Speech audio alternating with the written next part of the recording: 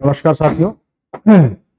हम लोगों ने पिछली वीडियो में कुछ बातें कही जिसमें कि भारत के संविधान के बारे में, जिसे हम लोग इंडियन पॉलिटी के नाम से भी जानते हैं, उसमें कई सारी बातें हम लोगों ने की, चर्चा की उस पर, जिसमें कि संविधान के निर्माण से लेकर के, यानी कि 1773 से लेकर के,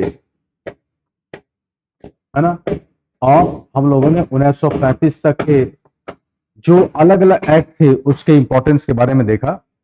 और साथ ही साथ हम लोगों ने यह भी देखा कि इन सभी एक्ट में क्या क्या ऐसी बातें कही गई जो कि हमारे एग्जामिनेशन पॉइंट ऑफ व्यू से जरूरी है। इसके अलावा हम लोगों ने यह भी देखा कि 1935 के बाद जो इलेक्शन हुए, उस इलेक्शंस के बाद जो फर्दर डेवलपमेंट्स हुआ, तो जनरली जो क्वेश्चंस आता है कि वो डेवलपमेंट से रिलेटेड आता है, तो वो पॉइंट्स तो आप लोग देख लीजिएगा क्या क्या इंपॉर्टेंट पॉइंट्स उसमें। नहीं, कई बार ऑर्डर में आता है, ऑर्डर्स में आता है कि कौन इवेंट्स कब और किसके बाद हुए, ये भी हम लोग को जानना एक जरूरी होता है, जिसको कि हम लोगों ने कल देखा। अब कॉन्स्टिट्यूएंट असेंबली ने संविधान को बनाया और पिछली वीडियो में हम लोगों ने देखा कि 26 नवंबर 1949 को भारत के जो संविधान है, जिसे कॉन्स्टिट्यूएंट असेंबली ने बनाया, इसे कॉन्स्टिट्यूएंट असेंबली ने इस संविधान को स्वीकार कर लिया। तो इस वजह से अगर कभी डेट अगर आप लोगों से पूछा जाए कि कौन से डेट में इसे लिया गया यानी स्वीकार किया गया, तो ये जो डेट है ये हम लोग हमेशा याद रखिएगा, और ये डेट है 26 नवंबर 1949। इस दिन को हम लोग किस रूप में मनाते हैं? तो इस दिन को हम लोग मनाते हैं संविधान दिवस। इस दिन को हम लोग मनाते हैं संविधान दिवस भी बोला जाता है, या इसे हम लोग विधि दिवस के रूप में भी हम लोग मनाते हैं 26 नवंबर। और ये भी आप लोगों ने पिछली वीडियो में देखा कि इस दिन जो टोटल संविधान को इस दिन अपनाया गया, ठीक है, तो कुल जो है यानी कि इसी दिन यानी 26 नवंबर को ही कुल संविधान के जो अनुच्छेद थे, इसमें 16 अनुच्छेद को इसी दिन लागू कर दिया गया था। अब इसके बाद हम लोग थोड़ा सा देखते चलें, तो देखो कि जैसे हम लोग ने देखा कि संविधान को एक्सेप्ट किया गया, लागू किया गया। अब यहां पर एक प्रश्न फिर आता है जो कि हम लोग को जानना चाहिए कि जब संविधान लागू हुआ तो उस समय संविधान में कितने अनुच्छेद थे, कितने इसके भाग थे और कितनी इसकी अनुसूचियां थी, ठीक है, और अभी ये स्थिति क्या है। तो देखो, जिस दिन संविधान लागू किया गया उस दिन कुल अनुच्छेदों की संख्या क्या थी? तो 395 था, यानी 395 क्या थे? तो ये 395 अनुच्छेद थे। साथ ही साथ अगर हम लोग देखें तो कितने इसमें भाग थे? तो इसमें कुल जो भाग थे ये 22 भाग थे। और साथ ही साथ अगर अनुसूचियां को देखें तो कितने अनुसूचियां थी? तो 8 अनुसूचियां थी, 8 अनुसूचियां थी जिस दिन संविधान लागू किया गया या जिस दिन संविधान एक्सेप्ट किए गए। पहली बात है कि अनुच्छेद क्या होता है? तो अनुच्छेद साधारण एक नियम होता है, प्रोविजंस होता है। भाग एक विषय होता है जिस पर अनुच्छेदें आधारित होती हैं। और अनुसूचियां ऐसे कुछ बिंदु होते हैं कि जो कि अनुच्छेदों में रहते हैं, परंतु उसका एक विस्तारक स्वरूप के रूप में यहां पर चर्चा अनुसूचियों में की जाती है। अब यहां पर कि आज के समय में क्या 395 अनुच्छेद हैं संविधान में? तो देखो, मौलिक अनुच्छेदों में किसी प्रकार का परिवर्तन नहीं किया गया। मतलब यहां पर कि आप लोग याद रखिएगा, मौलिक अनुच्छेदों में किसी भी प्रकार का परिवर्तन नहीं किया गया। मौलिक अनुच्छेदों में 395 का मतलब इस समय भी 395 अनुच्छेद ही मिलेगा, यानी नंबर में अगर देखा जाए तो 395 मिलेगा। लेकिन चूंकि समय समय पर कुछ परिवर्तन किए गए, इस वजह से आज के समय में अगर हम देखें तो अनुच्छेदों की संख्या बढ़ करके करीब करीब 468 हो चुकी है, 468 हो चुके हैं। लेकिन ये जो 468 है, यह सिर्फ नंबर में ABCD करने की वजह से जुड़े।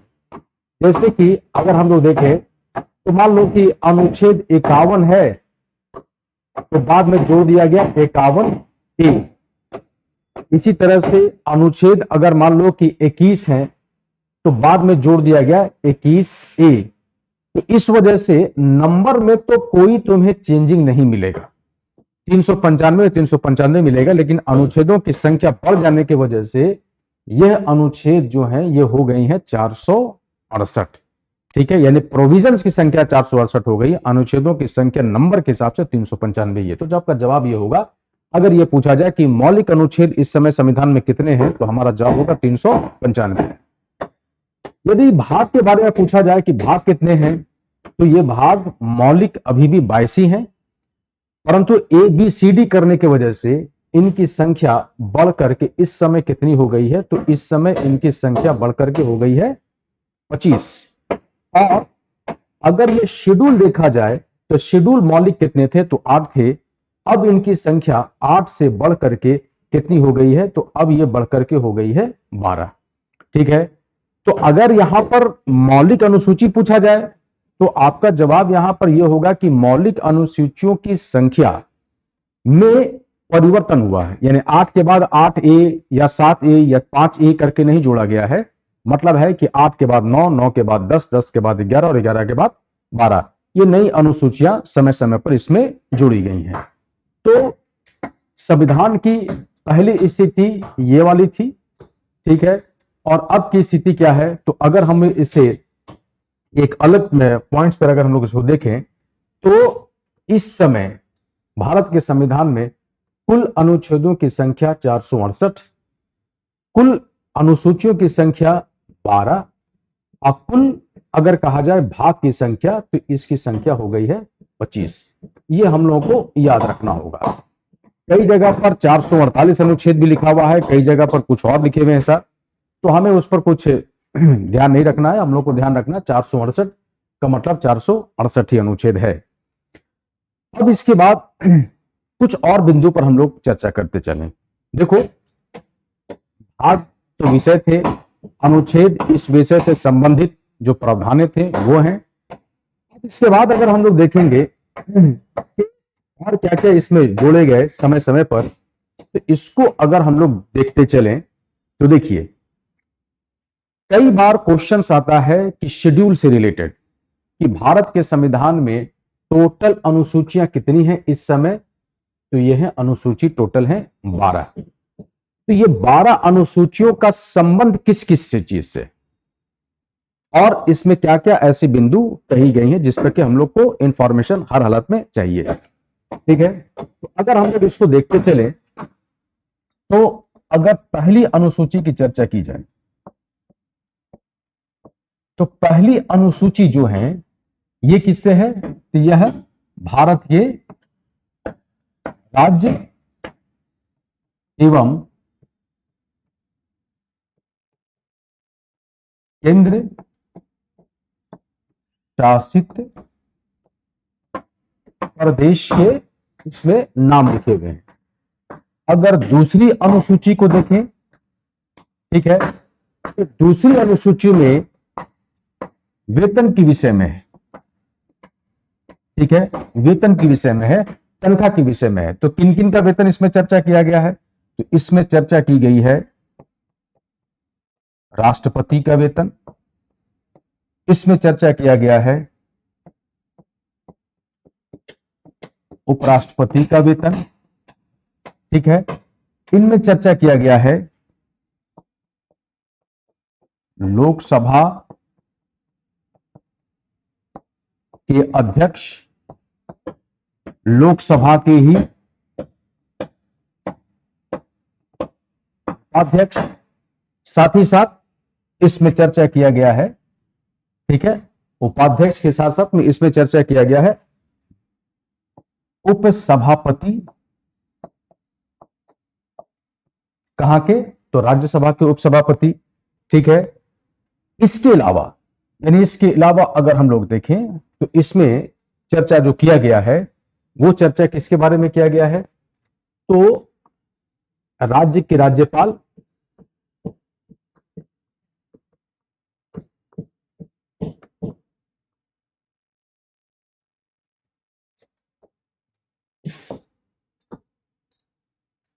राज्य के राज्यपाल। इसके अलावा इसमें चर्चा किन बारे में किया गया है, तो विधानसभा के स्पीकर और उप स्पीकर, ठीक है। इसके अलावा विधान परिषद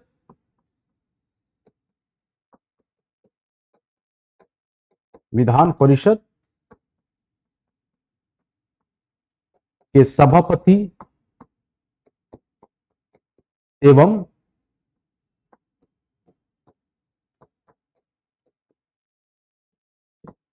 उपसभापति, ठीक है।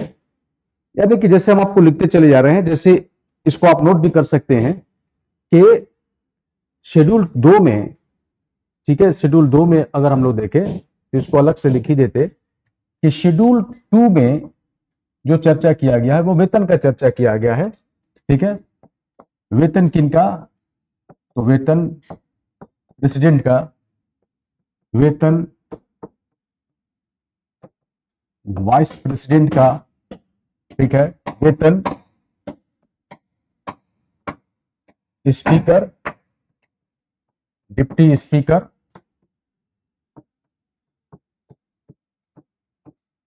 लोकसभा का deputy chairman,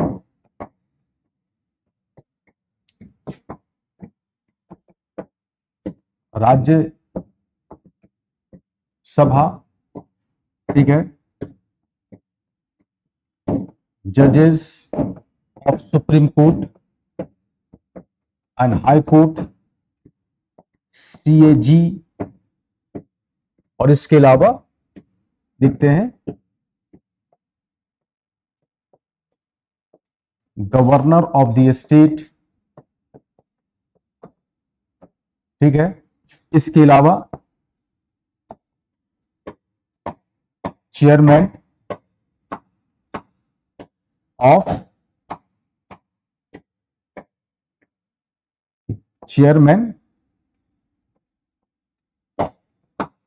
and deputy chairman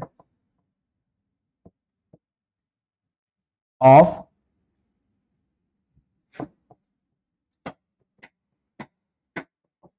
legislative council and speaker and deputy speaker of legislative assembly. यानी अनुसूची 2 में इन सभी के वेतन के बारे में चर्चा किया गया है कि इन सभी को वेतन कहां कहां से दिया जाएगा। तो ये हम लोग को इसको थोड़ा ध्यान से एक बार नोट कर लीजिए कि वेतन हम लोग को कहां कहां से, यानी कि किन किन को वेतन कहां कहां से दिया जाता है, इसको थोड़ा सा नोट रखिएगा, ठीक है। तो जैसे अभी आप लोगों ने इसको नोट कर लिया अगर होगा, तो अब इसी तरह से जैसे अगर हम लोग फिर देखते हैं कि ये तो सेकंड जो है वो वेतन से रिलेटेड है। इसी तरह से जब हम लोग देखते हैं शेड्यूल 3, तो शेड्यूल 3 में जितने भी डिग्निटरीज हैं, यानी कि बड़े बड़े जो पोस्ट हैं, तो ये बड़े बड़े पोस्ट में कौन कौन से हो जाएंगे, तो जैसे मेंबर ऑफ पार्लियामेंट हो गए, इसी तरह से जैसे एमएलए हो गए, ठीक है। इसी तरह से जजेस जो हो जाएंगे, ये सुप्रीम कोर्ट के प्लस हाई कोर्ट के जो जजेस होंगे, ठीक है। या इसी तरह से हम लोग जैसे देखते हैं सीएजी, तो इन सभी के, या फिर जैसे हम लोग देखते हैं मिनिस्टर्स के, और ये मिनिस्टर चाहे यूनियन के हों या फिर चाहे वो स्टेट के हों, तो ये सभी मिनिस्टर्स के शपथ कैसे लेंगे, यानी कि शेड्यूल 3 का संबंध किससे है, तो शेड्यूल 3 का संबंध है शपथ से, ठीक है। अब ये शपथ लेंगे, तो ये शपथ क्वेश्चन पूछा जाएगा कौन से अनुसूची के द्वारा लेंगे, तो अनुसूची 3 के द्वारा ये शपथ लेंगे। लेकिन अब यहां पर हम लोग एक संभल जाना है और संभालना ये है कि इनमें अगर हम लोग जैसे देखें तो तीन ऐसे बड़े प्रमुख कह सकते हो कि कॉन्स्टिट्यूशनल पर्सन्स हैं, जिनमें कि सबसे बड़े हो जाएंगे यहां पर प्रेसिडेंट। तो प्रेसिडेंट जो ओथ लेते हैं वह अनुसूची 3 के वर्णित, यानी कि अनुसूची 3 के में इनके बारे में वर्णित नहीं है, बल्कि प्रेसिडेंट जब ओथ लेंगे, ठीक है, यानी प्रेसिडेंट जब ओथ लेंगे तो प्रेसिडेंट का ओथ जो है ये अनुसूची 60 में दिया हुआ, सॉरी कॉन्स्टिट्यूशन के आर्टिकल यानी अनुच्छेद 60 में दिया हुआ है। इसी तरह से जब वाइस प्रेसिडेंट ओथ लेंगे तो यह अनुच्छेद 69 में है, और राज्यपाल जब ओथ लेंगे तो यह अनुच्छेद 159 में है। तो मतलब यह हुआ कि राष्ट्रपति, उपराष्ट्रपति और राज्यों के राज्यपाल अनुसूची 3 के आधारित जो उनके लिए शपथ के लिए जो व्यवस्था किया गया उसमें नहीं लेते हैं, बल्कि इनके लिए अलग से अनुच्छेद ही वर्णित है, और यह है राष्ट्रपति के लिए 60, उपराष्ट्रपति के लिए 69 और राज्यों के राज्यपाल के लिए 159। इसके अलावा जितने भी हैं वो सभी के सभी शपथ जब लेंगे तो अनुसूची 3 में जैसा वर्णित किया हुआ उसी अनुसार वो शपथ लेंगे। इसी तरह से जैसे हम लोग देखते हैं कि फिर हम लोग देखें कि अनुसूची 4, तो अनुसूची 4 का संबंध किससे है? तो अनुसूची 4 का संबंध है राज्यसभा सीट के लिए, यानी राज्यों के राज्यसभा सीटों का आवंटन कौन से अनुसूची के द्वारा होता है? तो जवाब आपका होना चाहिए कि 4, ठीक है। इसी तरह से अगर हम लोग देखें कि अनुसूची 5, तो 5 का संबंध किससे है?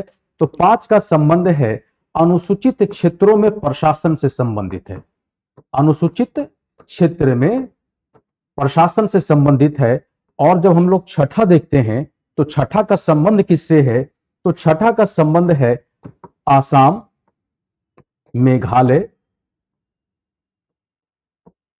त्रिपुरा और मिजोरम, ठीक है। ये सब याद रखिएगा, आसाम, मेघालय, त्रिपुरा और मिजोरम के अनुसूचित क्षेत्रों में प्रशासन। तो इसका मतलब है कि 5 में इनके बारे में चर्चा नहीं है, बल्कि छठे में इनके बारे में चर्चा है कि अनुसूचित 6 में कुछ अलग क्षेत्रों में, यानी कि असम, त्रिपुरा, मेघालय और मिजोरम के जो शेड्यूल रीजन्स हैं, घोषित जिसे किया जाएगा, वैसे क्षेत्रों में प्रशासन से संबंधित उपपंथों की चर्चा कौन से अनुसूची में है? तो छठे में है। इसी तरह से हम लोग अगर देखें तो अनुसूची 7, अनुसूची 7 का संबंध किससे है? तो यहीं पर हमको मिलेगा स्टेट लिस्ट मिलेगा, ठीक है, यहीं पर हमें मिलेगा यूनियन लिस्ट मिलेगा, और यहीं पर हमें मिलेगा कंकरेंट लिस्ट मिलेगा, ठीक है, जिसके द्वारा अलग अलग क्षेत्रों में प्रशासन से संबंधित उपबंध कौन कर सकते हैं, ठीक है। जितने विषय स्टेट में दिया हुआ है उस पर राज्य ही करेगा, कोई भी नियम बनाएंगे। जितने भी विषय यूनियन में दिए हुए हैं तो उसमें यूनियन ही नियम बनाएगा, और कंकरेंट लिस्ट में जो विषय रखे हुए हैं उन विषयों से संबंधित जो भी नीतियां हैं, जो भी आप प्रोविजंस हैं, जो भी प्रावधान बनाए जाएंगे वह राज्यों के द्वारा भी बनाए जाएंगे और साथ साथ केंद्र के द्वारा भी बनाए जाएंगे, ठीक है। तो इसमें जितने भी विषय वर्णित हैं, आप वैसे विषय को नहीं पूरी तरह से याद तो नहीं कर सकते हैं, क्योंकि जैसे हम लोग यूनियन लिस्ट में देखें तो करीब करीब 100 इसमें अलग अलग विषय हैं। तो 100 विषय को याद नहीं रखना, कुछ इंपॉर्टेंट विषय हैं, अब जैसे रेलवे है, बैंकिंग है, एटॉमिक एनर्जीज है, ठीक है, विदेशी रिलेशंस है, इस तरह की जो चीजें हैं होते हैं। इसी तरह से स्टेट सब्जेक्ट्स में अगर देखें तो स्टेट का लॉ एंड ऑर्डर हो गया, ठीक है। इसी तरह से राज्य में जो आप देख सकते हैं कि क्या नाम है, जो लैंड रिलेटेड जो इश्यूज होते हैं, इस तरह की चीजें स्टेट लिस्ट में है। इसी तरह से अगर हम लोग कंकरेंट लिस्ट में देखें, जिससे रेगुलर क्वेश्चन पूछा जाता है, वन हो गया, एजुकेशन हो गया, नापतोल हो गया, इस तरह की चीजें जो है वो कंकरेंट लिस्ट में, जिससे कि दोनों वो कानून बना सकते। तो ऐसे लिस्ट को आप एक बार जरूर देख लीजिएगा, और जो जो इंपॉर्टेंट अगर विषय उसमें है तो उस समय जो चर्चा में रहे उसको आप कोशिश कीजिए कि याद कर ले। इसके बाद हम लोग जब देखते हैं शेड्यूल 8, तो शेड्यूल 8 का संबंध किससे है? तो शेड्यूल 8 का संबंध है भाषा से, ठीक है। और भाषा में अगर देखें तो क्वेश्चन पूछा जाएगा कि आरंभ में कितने भाषा थे? तो आरंभ में यह भाषा था 14, स्टार्टिंग में कितने थे? तो 14 थे। और सबसे पहली बार जो भाषा 15वीं भाषा के रूप में जोड़ी गई वो भाषा कौन सी थी? तो ये भाषा थी सिंधी, यानी कि 15वीं भाषा के रूप में जो भाषा जोड़ी गई वो थी सिंधी।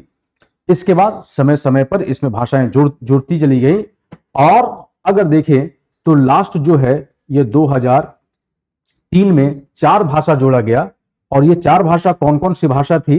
तो ये भाषा जो 4 भाषा थी, ठीक है, यानी कि जो सबसे अंतिम में जोड़ा गया है, इसके बाद अभी तक कोई भाषा नहीं जोड़ी गई है, ठीक है, ये कौन कौन सी थी? तो ये भाषा को हम लोग को याद रखना है। ये भाषा थी डोगरी, इसके अलावा मैथिली, इसके अलावा संथाली, और इसके अलावा, ठीक है, एक भाषा थी बोडो। तो ये 4 भाषा जोड़ी गई है, और इस समय हमारे शेड्यूल 8 में जो टोटल भाषा है उसकी संख्या कितनी है? तो उसकी संख्या है टोटल 22, ठीक है।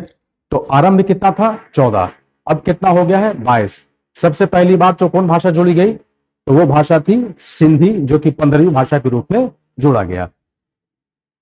अब आता है शेड्यूल 9, और ये शेड्यूल 9 सबसे फर्स्ट कॉन्स्टिट्यूशन अमेंडमेंट 1951 के द्वारा ये अनुसूची 9 जोड़ा गया। एक तरह से कहा जाए कि ये बहुत ही इसमें क्वेश्चन पूछा जाता है, क्योंकि इस अनुसूची में एक उपबंध दिया हुआ था कि जो भी नियम इस अनुसूची में डाल दिए जाएंगे उस पर किसी भी तरह का, कह सकते हो कि कोर्ट के द्वारा उस पर कोई ऑर्डर पास नहीं किया जा सकता है, या उसको रिव्यू में नहीं रखा जा सकता है। तो ये है हमारा शेड्यूल 9।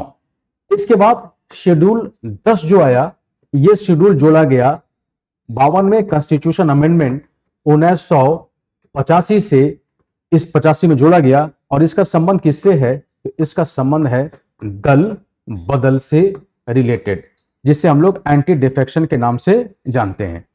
ठीक इसी तरह से अगर हम लोग देखें तो एक और शेड्यूल है 11, और 11 का संबंध किससे है?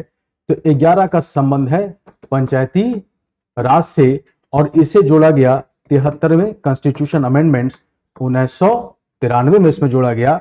और इस शेड्यूल में पंचायत से संबंधित जो 29 विषय हैं उसकी एक पूरी लिस्टिंग दी हुई है।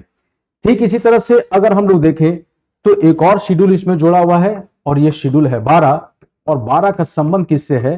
तो 12 का संबंध है नगर पालिका यानी कि म्यूनिसिपैलिटी से, और इसमें कुल 18 विषय दिए हुए हैं। और यह भी जोड़ा गया था 74th कॉन्स्टिट्यूशन अमेंडमेंट, और यह हुआ था 1993। तो इस समय जो अलग अलग शेड्यूल हैं उनमें अलग अलग जो विषय हैं, इसको एक बार रिवीजन जरूर कर लीजिएगा, क्योंकि ये सब क्वेश्चंस कुछ हम लोग के एग्जामिनेशंस में पूछे जाते हैं। इसके बाद यानी जब शेड्यूल्स हम लोग पढ़ लेते हैं तो एक बहुत ही पॉपुलर एरिया है जहां से खूब क्वेश्चन हम लोग से पूछा जाता है, और यह है कि हमारा प्रियम्बल। प्रियम्बल से जब क्वेश्चन पूछा जाएगा तो प्रियम्बल से जनरली जो क्वेश्चन पूछे जाते हैं वो क्वेश्चन कई तरह के होते हैं। जैसे कब बताया गया कि प्रस्तावना जो है भारतीय संविधान का अंग है? तो इसमें हम लोग को याद रखना है कि 1961 में, ठीक है, जो केस बेरोबारी का रिलेटेड था, इसमें उच्चतम न्यायालय यानी सुप्रीम कोर्ट का निर्णय आया कि प्रस्तावना को संविधान का अंग नहीं माना जाए। ठीक है, तो सुप्रीम कोर्ट का निर्णय था कि प्रस्तावना संविधान का अंग नहीं है, लेकिन अपने ही फैसले को इन्होंने दोबारा रिव्यू किया 1973 में। और ये कौन सा केस था? यहां पर रखना याद है कि केशवानंद भारती का यह मामला था, और केशवानंद भारती केस 1973 में सुप्रीम कोर्ट का जजमेंट इसमें आया, जो कि सबसे बड़ा कह सकते हो कि जजों का बेंच था, 13 जज की यह बेंच थी। और इसमें यह बात कही गई कि प्रस्तावना को भारतीय संविधान का अंग माना जाए। तो अगर आपसे पूछा जाए इस समय क्या स्टेटस है, तो ऑब्वियस है कि इसे दोबारा चुनौती नहीं दिया गया, और इस समय प्रस्तावना को भारतीय संविधान का अभिन्न अंग माना जाता है। और किस केस में ये डिसाइड हुआ, या किस केस में उच्चतम न्यायालय ने यह कहा? तो यह कहा केशवानंद भारती मामले पे यह बात उन्होंने कही। इसको हम लोग को याद रखना है। इसके बाद अगर हम लोग देखें तो प्रस्तावना में 1976 में एक परिवर्तन किया गया, यानी कुछ ऐसे काम की गई कि जिसमें कुछ इसमें वर्ड्स जोड़े गए। ठीक है, तो कौन कौन से कब जोड़ा गया? तो प्रस्तावना में परिवर्तन किया गया, संशोधन किया गया, और कब किया गया, तो ये किया गया 42nd कॉन्स्टिट्यूशन अमेंडमेंट्स। ये किस वर्ष हुआ था, 1976 में। कौन कौन से शब्द इसमें जोड़े गए, तो इसमें जोड़ा गया समाजवाद, ठीक है। इसमें एक और शब्द जोड़े गए, और वो शब्द है जिसे हम लोग कहते हैं पंथ निरपेक्ष, ठीक है। और साथ ही साथ इसमें जोड़ा गया, ठीक है, एकता के साथ में एक और वर्ड जोड़ दिया गया, अखंडता, यूनिटी एंड इंटीग्रिटी। तो समाजवाद, पंथ निरपेक्ष और अखंडता शब्द इसमें जोड़ा गया। कौन से संविधान संशोधन था, ये 42वां संविधान संशोधन था। किस वर्ष हुआ, 1976 में। क्या इसके बाद कोई संशोधन हुआ है, तो इसके बाद प्रस्तावना में किसी भी प्रकार के संशोधन नहीं हुए हैं। इसके बाद कोई शब्द इसमें नहीं जोड़े गए हैं। एक और क्वेश्चन यहां से हम लोग को मिलेगा प्रस्तावना से रिलेटेड, कि प्रस्तावना में कौन कौन से शब्द क्या क्या कहे गए हैं और किस किस प्रकार की इसमें चर्चा की गई है। आइए इसको थोड़ा हम लोग देख लें। देखिए, अगर इसको हम लोग देखते हैं तो ये एक प्रस्तावना का एक ये पार्ट है, इसको आप देख लीजिए। यहां पर अगर हम लोग देखें तो प्रस्तावना में कुछ बातें कही गई हैं, जैसे we the people of India. तो अगर क्वेश्चन पूछा जाए कि शक्ति निहित किसमें है, तो हमारा जवाब होगा we the people of India में, ठीक है। और कौन कौन से शब्द कब कब कहे गए, कौन शब्द के बाद कौन सा शब्द आया, तो देखो सबसे पहला जो शब्द आया है वो है प्रभुत्व संपन्न। यानी हम लोग भारत को कैसा राष्ट्र बनाना चाहते हैं, तो सबसे पहला जो वर्ड हम यहां पर यूज करेंगे वो वर्ड होगा, कि यहां पर सबसे पहला जो वर्ड यूज किया गया है वो है प्रभुत्व संपन्न, ठीक है। इसके बाद कौन सा शब्द वर्ड यूज किया गया है, तो इसके बाद शब्द यूज किया गया है समाजवाद। इसके बाद कौन सा शब्द वर्ड यूज किया गया है, तो यहां पर शब्द यूज किया गया है पंथ निरपेक्ष। इसके बाद कौन सा शब्द यूज किया गया है, तो लोकतांत्रिक, ठीक है। और इसके बाद कौन सा वर्ड यूज किया गया है, ठीक है, तो लोकतांत्रिक के बाद वर्ड यूज किया गया है गणराज्य, ठीक है। तो हम लोग को ये बात एकदम याद रखना है। कई बार ऑर्डर को लिख दिया जाएगा और क्वेश्चन पूछ दिया जाएगा किसके बाद कौन आएगा। तो सबसे पहला कौन सा वर्ड है, प्रभुत्व संपन्न, फिर कौन सा वर्ड है समाजवाद, फिर कौन सा वर्ड है पंथ निरपेक्ष, फिर कौन सा वर्ड है लोकतांत्रिक, और फिर कौन सा वर्ड है तो गणराज्य। एकदम इसको इसी ऑर्डर में याद रखिएगा कि कौन से शब्द को कब प्रयोग किया गया। इसके अलावा क्वेश्चंस में आपसे यह भी पूछा जा सकता है कि और इसमें क्या क्या चर्चा किया गया है, ठीक है, किस प्रकार का न्याय का चर्चा किया गया है, ठीक है। तो न्याय के बारे में जब चर्चा करें तो सामाजिक न्याय, जस्टिस, आर्थिक न्याय और राजनीतिक न्याय, यानी 3 प्रकार के न्याय की चर्चा की गई है, ठीक है। पहला सामाजिक, दूसरा आर्थिक और तीसरा राजनीतिक। इसी तरह से हमें स्वतंत्रता जो दिया गया है वो किस किस का स्वतंत्रता दिया गया है, ठीक है। तो हमें विचार की स्वतंत्रता दी गई है, हमें कैसी स्वतंत्रता दी गई है, अभिव्यक्ति की स्वतंत्रता दी गई है, ठीक है, विश्वास की स्वतंत्रता दी गई है, अपने अपने कह सकते हो कि विचार की स्वतंत्रता दी गई है, और साथ ही साथ हमें वर्शिप की स्वतंत्रता दी गई है। मतलब है कि हमें याद रखना है कि थॉट, एक्सप्रेशंस, बिलीव, फेथ और वर्शिप की इसमें स्वतंत्रता की चर्चा की गई है। इक्वलिटी किसकी, यानी कि समानता किस किस बात की, ठीक है, तो स्टेटस की और साथ साथ अपॉर्चुनिटी की, ठीक है, यानी व्यक्ति के स्टेटस और साथ साथ में अपॉर्चुनिटी की भी इसमें स्वतंत्रता की चर्चा की गई है। और बाकी तो है कि जैसे देखते हैं fraternity assuring the dignity of the individuals and unity and integrity of the Nations. तो हम लोग को मेन यहां पर याद रखना है कि sovereign, socialist, secular, democratic, Republic शब्द कब से किसके बाद आया, न्याय, कौन किस किस प्रकार के न्याय की चर्चा हमारे प्रस्तावना में की जाती है, लिबर्टी, कौन कौन तरह के लिबर्टी दिया गया है, इक्वलिटी, ठीक है, क्या क्या दिया गया है इसकी। और फिर हम लोग जैसे देख रहे हैं कि जैसा अभी हम लोगों ने चर्चा भी किया कि 26 नवंबर 1949 को हम लोगों ने प्रस्तावना के द्वारा ये बात घोषणा कर दिया कि हम लोगों ने संविधान को स्वीकार किया, और संविधान 26 जनवरी 1950 को संपूर्ण भारत में लागू हो गया। तो प्रस्तावना से इस तरह के क्वेश्चंस हम लोग को मिलेंगे, और उम्मीद करते हैं कि ऐसे क्वेश्चंस हम लोग से आराम से बन जाएंगे। तो एक बार ये सारे चीजों को आप रिकैप जरूर कर लीजिएगा, ठीक है। इसमें से यानी ये सभी चीज तो तुम पढ़ोगे ही पढ़ोगे, लेकिन इनमें से प्रयास कीजिएगा कि इन सब चीजों को एकदम याद रखने के लिए उसी ऑर्डर में जैसा कि प्रस्तावना में लिखा है, ठीक है। और इस सब चीजों को भी याद रखने का कोशिश कीजिए। अब देखिए नेक्स्ट पॉइंट को हम लोग देखें। अब इसके बाद हम लोग के संविधान में कुछ और चर्चा आइए हम लोग करते चले। संविधान का जो पहला भाग है वह चर्चा करता है राज्य का, कि भारत में राज्य कैसे होंगे या किस तरह से राज्यों का गठन किया जाएगा या क्या होगा, ठीक है। अब इसमें बहुत सारे अनुच्छेद हैं। अनुच्छेद अगर हम लोग कहें तो राज्य के विषय में कौन सा भाग है, तो भाग 1 है। अनुच्छेद 1 से लेकर के 4 तक में इसमें चर्चा की गई है। और इसके लिए भारत में समय समय पर राज्यों का गठन किया जाता है। जब भी इस तरह के राज्य को गठन किया जाता है तो साधारण बहुमत से यह काम किया जाता है। और आपसे अगर क्वेश्चन पूछा जाए कि राज्यों के गठन के विषय में कौन कौन से आयोग आरंभ में गठित की गई, तो हम लोग को थोड़ा सा इसमें याद रखना है कि राज्यों के गठन के विषय में जो जो आयोग का गठन किया गया था, इसमें सबसे पहला जो आयोग था वो था एसके धर कमीशन, एसके धर कमीशन। दूसरा जो था जिसे हम लोग कहते हैं JVP commission, JVP commission. JVP commission में जे का मतलब था कि जवाहरलाल नेहरू, वी का मतलब है वल्लभ भाई पटेल, ठीक है, और पी से मतलब है पट्टभी सीतारमैया,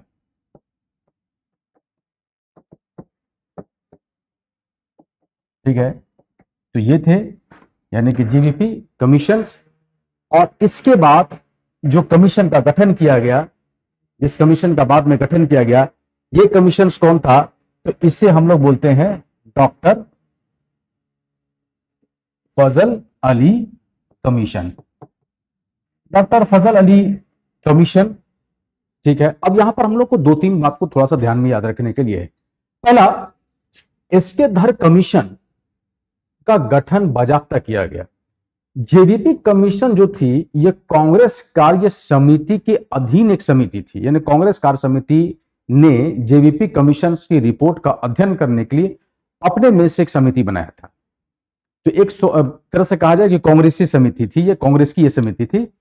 लेकिन जो बाद में डॉक्टर फजल अली का कमीशन जो बना 1953 में, यह कमीशन जो है एक तरह का कहा जाए कि सबसे रिमार्केबल है, क्योंकि इन्हीं के अनुशंसा के आधार पर ही भारत में राज्यों का पूर्णतः पुनर्गठन किया गया, ठीक है, यानी पूरे राज्यों का पूर्णतः पुनर्गठन किया गया। और यहां पर हम लोग को याद रखना है कि यह कमीशन ने अपने रिपोर्ट में कई सारी अनुशंसा की और भाषा के आधार पर राज्यों के पुनर्गठन की चर्चा भी इसमें हुई। अब यहां पर एक बात चीज हम लोग को याद रखना होगा कि डॉक्टर फजल अली कमीशन जो थी ये 3 सदस्यीय कमीशन थी। डॉक्टर फजल अली कमीशन में डॉक्टर फजल अली के अलावा इसमें एक व्यक्ति थे जिसे हम लोग देखते हैं हृदयनाथ कुंजरू,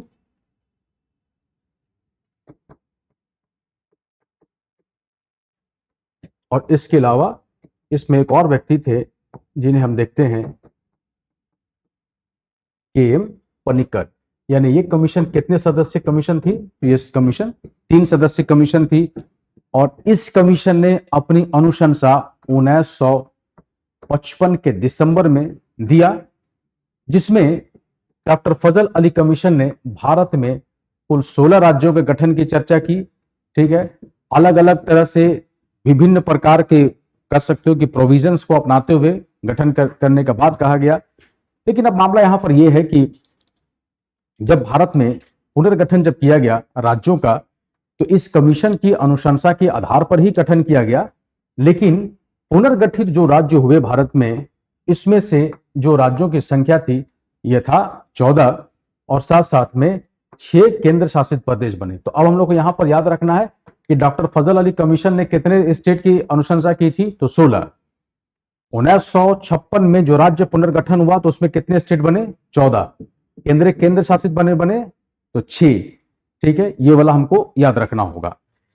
और ये कौन सा संविधान संशोधन के द्वारा बनाया गया? तो हम लोग को याद रखना है कि ये किया गया 7th कॉन्स्टिट्यूशन अमेंडमेंट्स 1956 के द्वारा संपूर्ण भारत में राज्यों का पुनर्गठन किया गया, और ये पुनर्गठन की अनुशंसा किया था डॉक्टर फजल अली ने। तो इसको हम लोग को याद रखना है। इसके अलावा समय समय पर फिर राज्य भी बनते चले गए, और राज्य भारत में इस समय जो है वो टोटल 28 राज्य भारत में हैं। तो ये वाला पॉइंट को याद रखिएगा।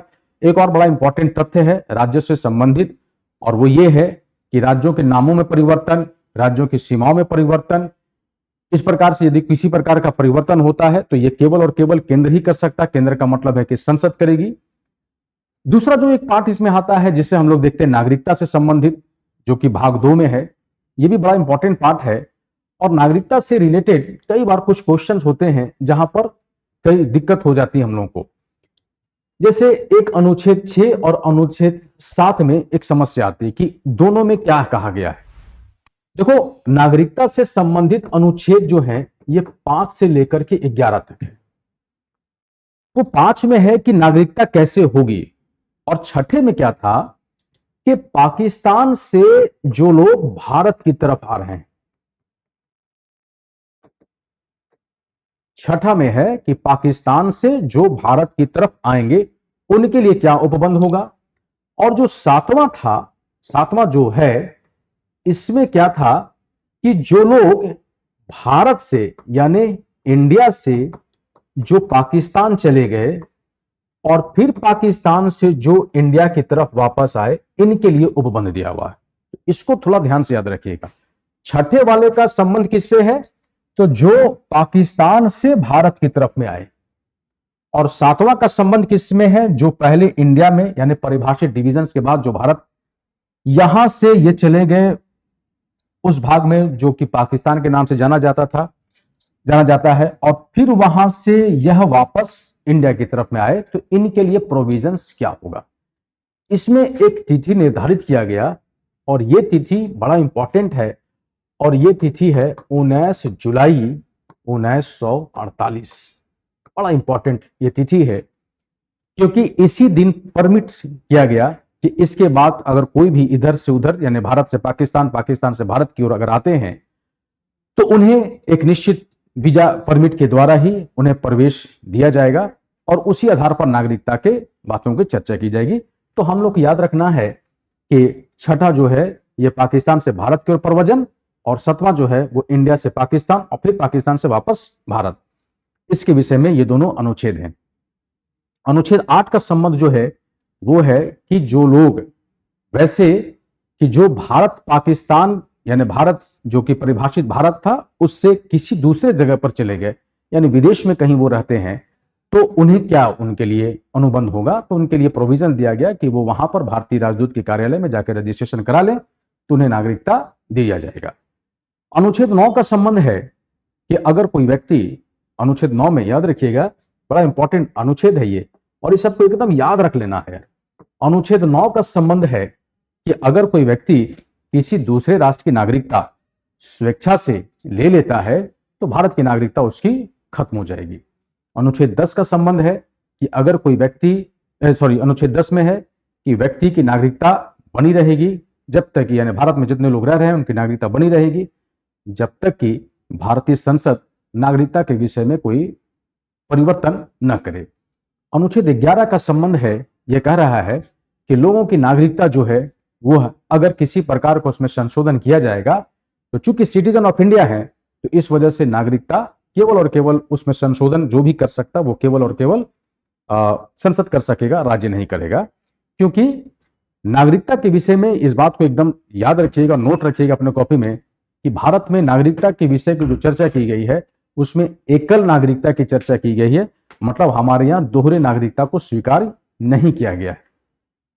किसी तरह की दोहरी नागरिकता चाहे परोक्ष हो चाहे अप्रत्यक्ष रूप से दोहरी नागरिकता की कोई चर्चा नहीं की हुई है। एकहरी नागरिकता है यानी केवल और केवल भारत की नागरिकता ही मानी जाएगी। राज्य आधारित नागरिकता के कोई प्रावधान भारतीय संविधान में नहीं है। भाग 3 बड़ा इंपॉर्टेंट है और ये फंडामेंटल राइट है। कोशिश कीजिएगा कि फंडामेंटल राइट से हम लोग 12 से 35 तक के सारे अनुच्छेदों को याद कर लें। अब वो सब सारा जो अनुच्छेद आप याद कीजिएगा तो इसमें थोड़ा सा एक बात आपको हम लोग बताते चले कि देखो 12 से लेकर के 35 तक ये भाग 3 है, फंडामेंटल राइट है, ठीक है, भाग 3 में है और अनुच्छेद 12 से 35 की में चर्चा है। लेकिन अनुच्छेद 12 और 13 में राइट की कोई चर्चा नहीं है, बल्कि 12 और 13 में कुछ ऐसी बातों की चर्चा की गई है। जैसे 12 में राज्यों की परिभाषा है कि इस भाग में, मतलब है भाग 3 में जब जब राज्य लिखा जाएगा तो आप इससे क्या समझिएगा। और भाग अनुच्छेद 13 में ये बातें लिखी हुई हैं कि कोई भी ऐसे नियम नहीं बनाए जा सकते हैं कि जिससे कि जो भी अनुच्छेदों में बातें कही गई हैं, यानी कि भाग 3 में, इसको प्रत्यक्ष या परोक्ष रूप से ये प्रभावित करें। तो कई बार हम लोग कहते हैं आच्छादन का सिद्धांत, तो आच्छादन का सिद्धांत का संबंध किससे है? तो कह सकते हो कि अनुच्छेद 13 से है, या फिर हम लोग कहते हैं विच्छेदन का सिद्धांत, इसका संबंध किससे है? तो ये अनुच्छेद 13 से संबंधित है। इसके बाद जब हम लोग चर्चा की बात करते हैं कि कौन कौन से क्या नाम है हमें अधिकार दिए गए हैं, तो इसकी अगर हम लोग चर्चा करें तो ये अधिकार बड़ा विस्तृत है और इससे हम लोग कुछ अनुच्छेदों में देख सकते हैं। जैसे अनुच्छेद 14 से 18 जो है ये किसका है? तो ये है right of equality. Right of equality की चर्चा करता है। इसी तरह से अगर हम लोग देखें तो 1922 जो चर्चा करता है ये है राइट ऑफ फ्रीडम की चर्चा करता है। इसी तरह से अगर हम लोग देखें 1324 तो ये है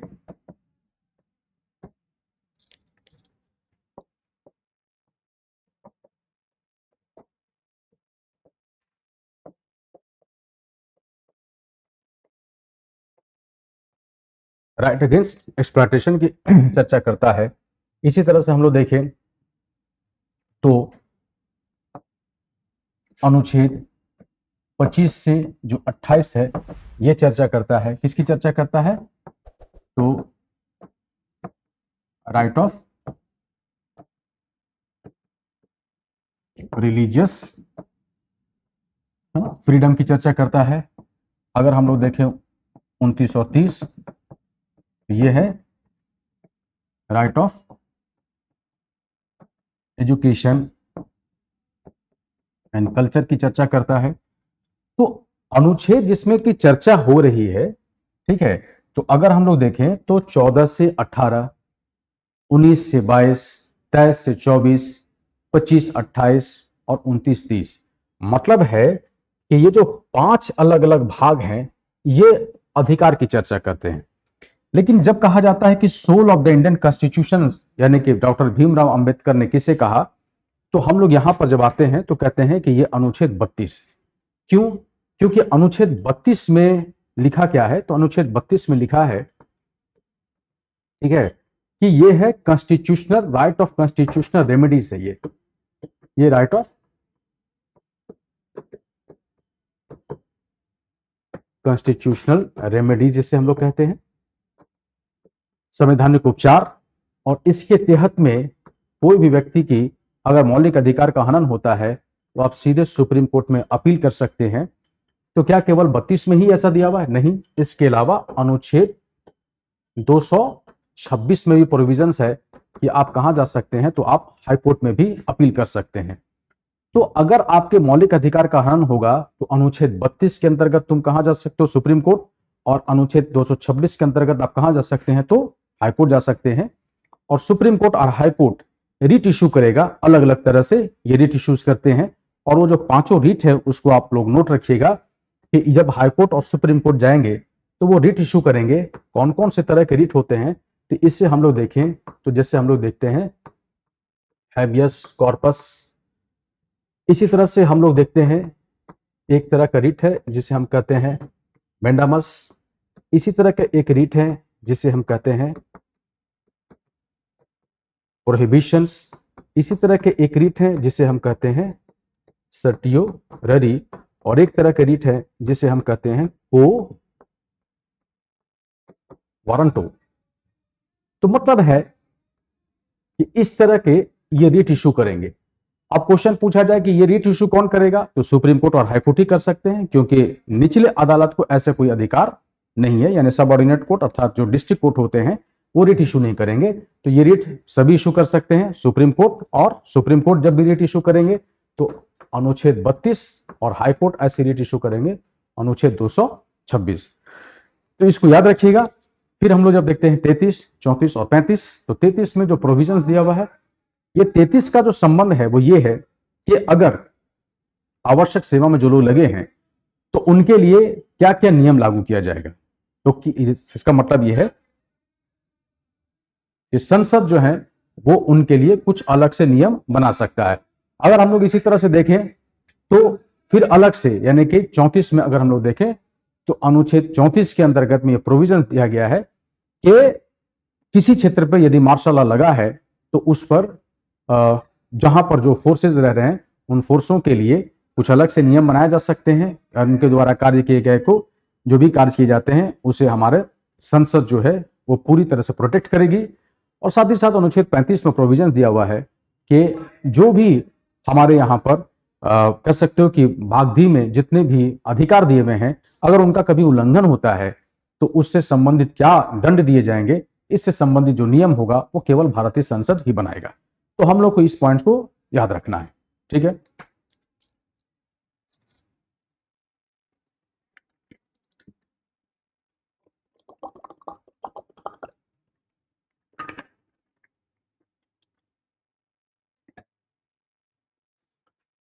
अब देखिए कुछ और हम लोग बिंदु की चर्चा करें।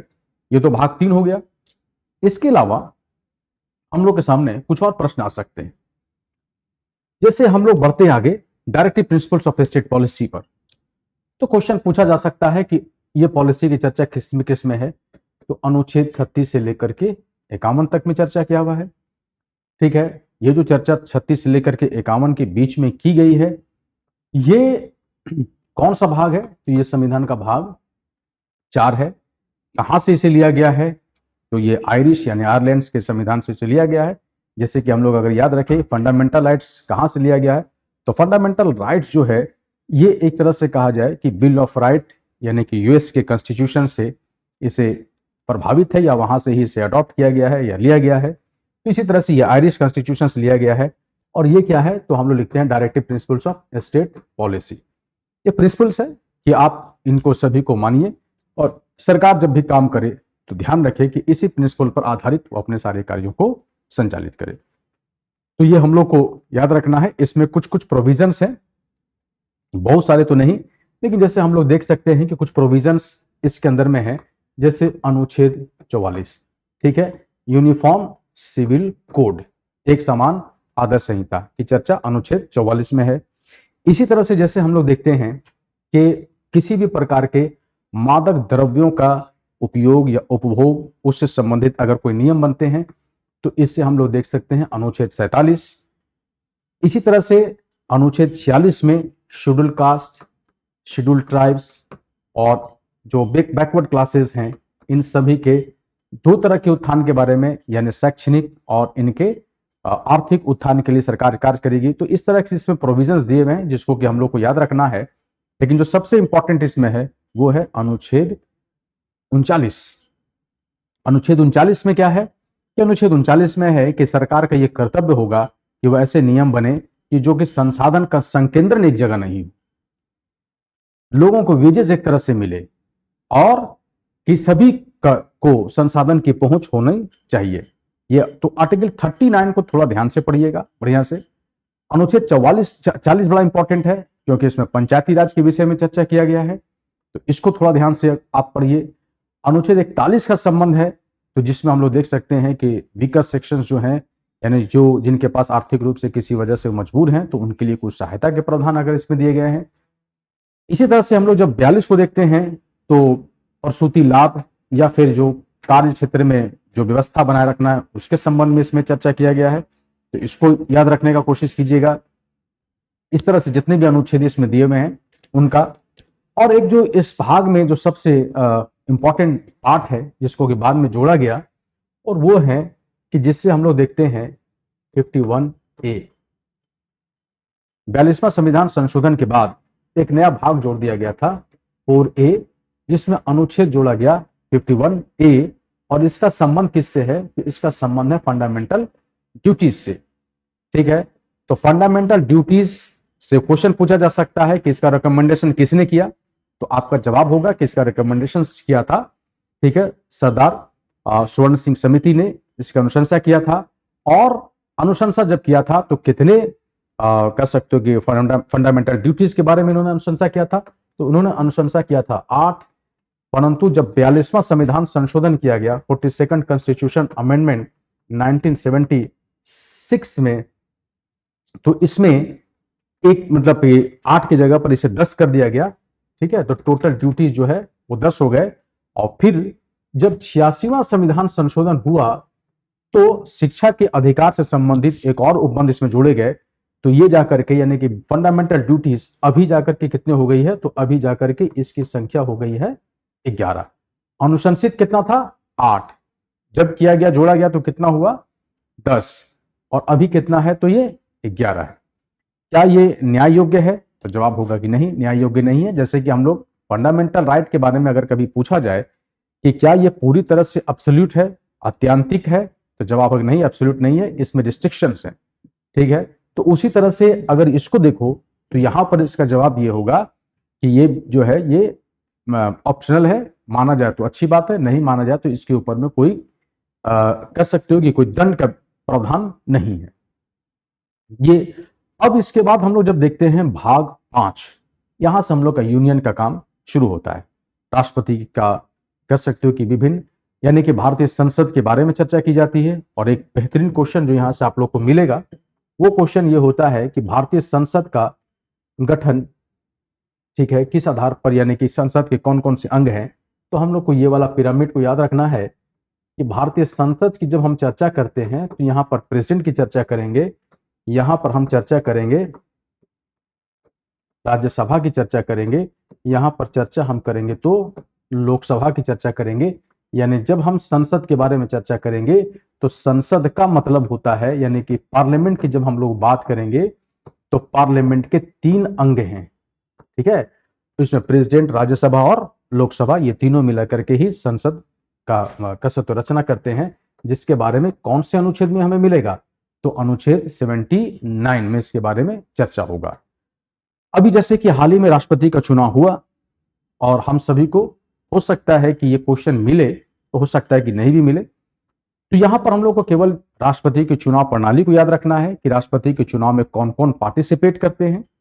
और इसको अगर हम लोग चर्चा करें तो राष्ट्रपति के चुनाव में कौन कौन भाग ले सकते हैं, तो यहां पर हम लोग को केवल ध्यान रखना है कि राष्ट्रपति के चुनाव में इलेक्टेड मेंबर ही पार्टिसिपेट करते हैं। और ये इलेक्टेड मेंबर कहां कहां के होंगे, तो स्टेट के सिर्फ एमएलए होंगे और केंद्र में जो होंगे वो मेंबर ऑफ पार्लियामेंट होंगे, दोनों जगह के होंगे, यानी राज्यसभा के भी होंगे प्लस लोकसभा के होंगे। इसे कहते हैं प्रेसिडेंट का इलेक्टोरल कॉलेज। ठीक है, इसके अलावा 70th कॉन्स्टिट्यूशन अमेंडमेंट, ठीक है, यानी 70वां संविधान संशोधन के द्वारा एक और बात इसमें जोड़ दिया गया कि दिल्ली और पुदुचेरी के भी जो एमएलए होंगे ये भी राष्ट्रपति के चुनाव में पार्टिसिपेट करेंगे। 70वां संविधान संशोधन 1992 से पहले ऐसे प्रावधान नहीं थे।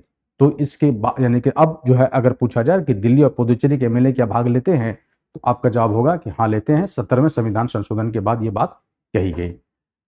इसके अलावा राष्ट्रपति पर अलग अलग प्रकार से क्वेश्चन आपसे पूछे जा सकते हैं। राष्ट्रपति का चुनाव कैसे होता है, तो एकल संक्रमणीय मत पद्धति से होता है, अनुपातिक प्रतिनिधित्व प्रणाली से होता है। ठीक है, और इसके अलावा राष्ट्रपति पर महाभियोग, तो महाभियोग के बारे में जब चर्चा, राष्ट्रपति का कार्यकाल अगर पूछा जाए तो कार्यकाल राष्ट्रपति का होता है 5 वर्ष। लेकिन ध्यान रखना है कि 5 वर्ष का मतलब ये होता है कि 5 वर्ष समाप्ति पर तत्काल वो त्यागपत्र नहीं देंगे जब तक कि नए राष्ट्रपति नियुक्त नहीं हो जाते, अर्थात शपथ नहीं ले लेते हैं। इसके अलावा राष्ट्रपति चुनाव लड़ सकते हैं, एक नहीं वो कई बार चुनाव लड़ सकते हैं। प्रावधान हमारे इसमें है। अनुच्छेद 54 का संबंध राष्ट्रपति के चुनाव के इलेक्टोरल कॉलेज से है और 55 का संबंध जो है वो चुनाव प्रणाली से है और 56 का संबंध जो है ये राज्यपाल के राष्ट्रपति के कार्यकाल से है और अनुच्छेद 57 का संबंध जो है ये संबंध है किससे, तो पुनर्निर्वाचित हो सकते हैं। ठीक है, इसके अलावा क्वालिफिकेशंस में कई बार तरह के क्वेश्चन पूछे जाते सकते हैं कि सिटीजन ऑफ इंडिया, तो वो क्वेश्चंस का जवाब है सिटीजन ऑफ इंडिया ही होते हैं। एज उनका अगर देखा जाए तो 35 साल और वह लोकसभा में निर्वाचित होने के योग्य होने चाहिए। इसके अलावा अगर हम लोग फिर देखें कि राष्ट्रपति को अधिक अगर हम लोग देखें तो अनुच्छेद 60 में अनुसार, जैसा मैंने पहले भी अभी चर्चा किया, अनुच्छेद 60 के अनुसार वो शपथ लेते हैं और 61 में यानी कि अनुच्छेद 61 में राष्ट्रपति पर महाभियोग की चर्चा की जाती है। अब राष्ट्रपति की जब हम लोग महाभियोग की चर्चा की जाती है अनुच्छेद 61 में, तो महाअभियोग जो है वो कोई भी सदन लगा सकता है, यानी कि महाभियोग कहीं पर भी आरंभ किया जा सकता है, लोकसभा में भी और राज्यसभा में। जबकि उपराष्ट्रपति में हम लोग को याद रखना है कि उपराष्ट्रपति में महाभियोग का जब भी आरंभ किया जाएगा ये केवल और केवल राज्यसभा में किया जाएगा।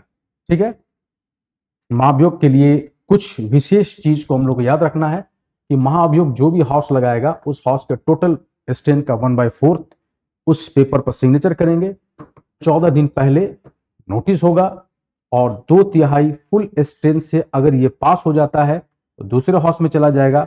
दूसरे हाउस में राष्ट्रपति को मौका दिया जाएगा कि राष्ट्रपति आकर के अपनी बातों को बताएं। अगर सदन सहमत हो गया तो ठीक, नहीं सहमत हो जाएगा तो अगर दूसरे हाउस से भी 2/3 मेजोरिटी से इसे पास कर दिया जाएगा तो राष्ट्रपति को त्यागपत्र देना पड़ेगा। अभी तक ऐसा कोई कह सकते हो कि घटना नहीं हुआ है। इसके अलावा राष्ट्रपति त्यागपत्र किसे देंगे, तो जाहिर सी बात है राष्ट्रपति त्यागपत्र देंगे राष्ट्रपति को। राष्ट्रपति को शपथ कौन दिलाएगा, राष्ट्रपति को शपथ दिलाएंगे भारत के उच्चतम न्यायालय के मुख्य न्यायाधीश दिलाएंगे। यदि उच्चतम न्यायालय के मुख्य न्यायाधीश उपस्थित ना हो तो कौन दिलाएगा, तो यहाँ पर हम लोग को याद रखना है कि जो वरिष्ठ न्यायाधीश होंगे वो शपथ दिलाएंगे। इस तरह से राष्ट्रपति के बारे में हम लोग को याद रखना है और राष्ट्रपति के जो कर्तव्य है, जो कार्य करते हैं, उस पर हम लोग को कुछ ध्यान देना है।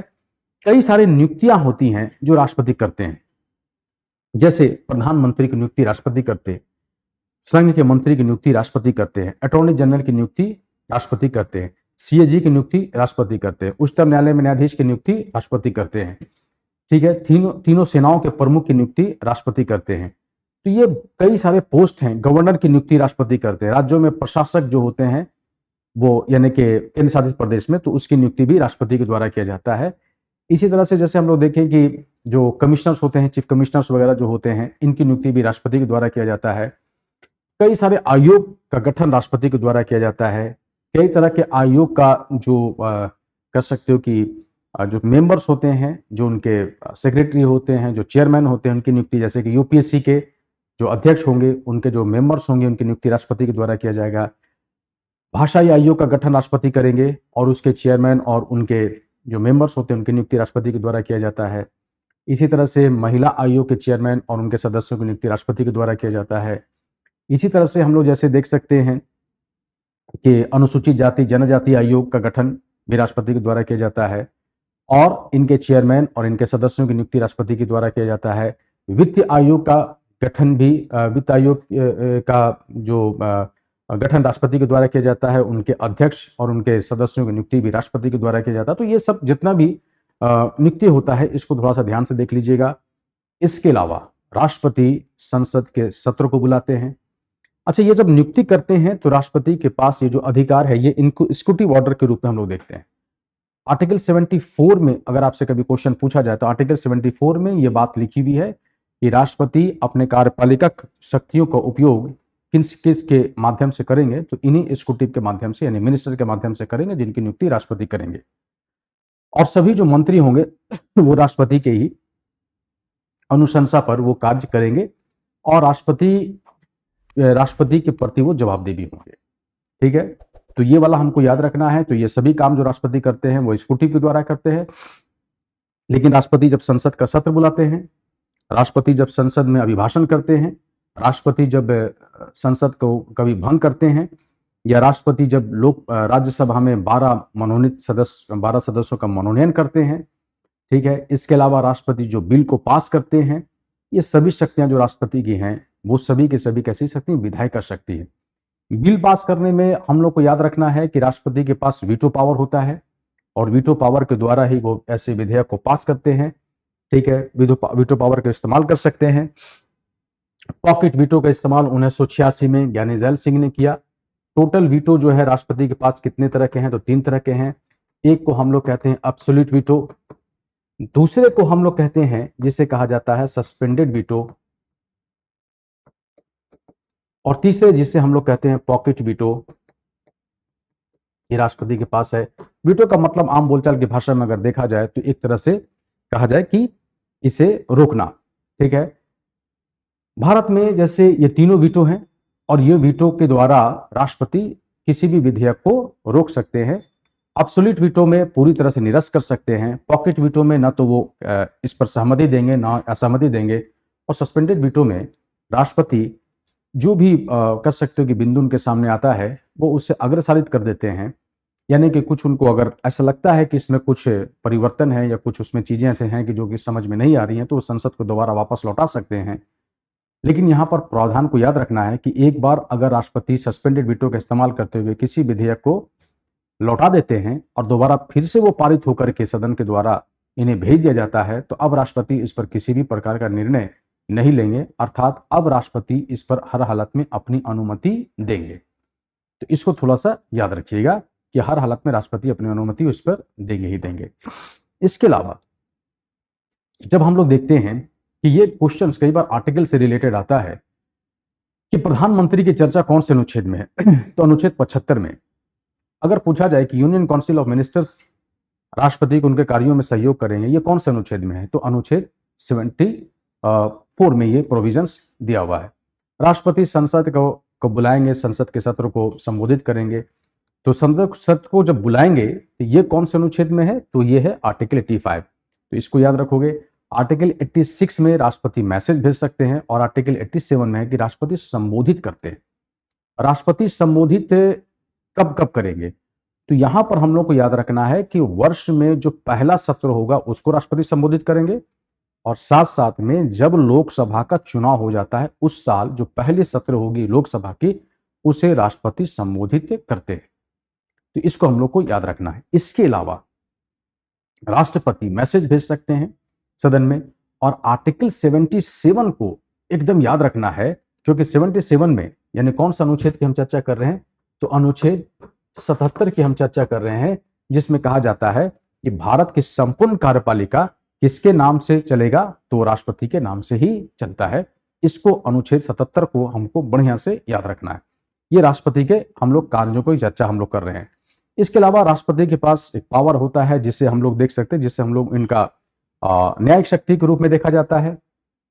और राष्ट्रपति की न्यायिक शक्ति की चर्चा कौन से अनुच्छेद में है कि राष्ट्रपति की न्यायिक शक्ति होगी, तो ये अनुच्छेद 72 में वर्णित है कि राष्ट्रपति के पास ये न्यायिक शक्ति प्राप्त है, और इस न्यायिक शक्ति के अंतर्गत राष्ट्रपति किसी भी प्रकार के जो दंड दिए जाते हैं न्यायालय के द्वारा, अब वो चाहे सैनिक न्यायालय के द्वारा दिया जाए या भारत के संघीय न्यायालय के द्वारा दिया जाए, इस प्रकार के जो निर्णय होते हैं उसमें जितने हार्श पनिशमेंट होते हैं, राष्ट्रपति इन्हें चाहें तो इन्हें अलग अलग तरीके से इन्हें कम कर सकते हैं। ठीक है, जैसे इनके लिए शब्द का प्रयोग किया जाता है परिविलंबन, परिहार, लघुकरण और विराम।